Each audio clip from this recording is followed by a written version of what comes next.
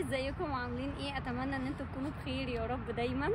خلاص كل اللي بيبتدي يزرع الوقت مناسب جدا جدا للزرع، واحنا كنا بدينا بقالنا فتره بس للاسف هنبتدي من اول وجديد علشان خاطر جبنا حاجه كده اهو بجد ما نفعتش خالص.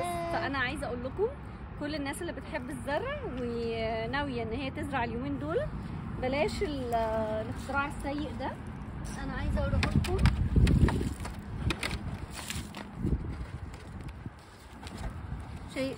شايفينه؟ ده سيء جدا جدا جدا. اي حد بيقول لكم هاتوه او ان ده بيبقى حاجه كويسه، لا احنا للاسف زرعنا حاجات كتيره قوي بس ما طلعتش وما نبتتش فيه. فاحنا هنبتدي نعيدهم في مصاري كل واحده لوحدها، وحاولوا ان انتوا قبل ما تبداوا ان انتوا تزرعوا لازم تنضفوا التربه اللي انتوا هتشتغلوا عليها. لو في ويت او اي حاجه لازم تتاكدوا ان كل حاجه تمام.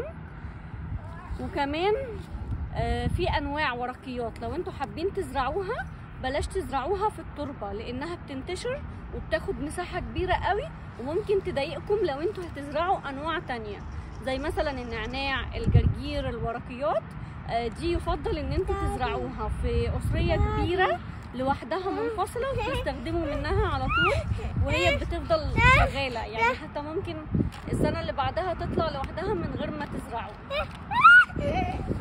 وحاولوا ان انتوا لما تبتدوا تعملوا شتل صغيره ما يبقاش في اي حاجه زي اللي انا وريتها لكم، لا يبقى في حاجات منفصله. وبجد بجد انا بشجعكم ان انتوا تبداوا وما تكسلوش، وان شاء الله لما نزرع والحاجات تنبت هوريكم. وفي فيديوهات بتاعت السنين اللي فاتت انا كنت منزلاها، الزرع بجد بيطلع تحفه قوي قوي قوي، بنستمتع وبيبقى حاجه حلوه قوي. ده اللي انا حبيت اقول لكم عليه النهارده. اتشجعوا ويلا نزرع سوا. ودلوقتي اقول لكم باي باي وانتظروني في فيديوهات تانية كتير اتمنى ان هي تعجبكم. باي باي.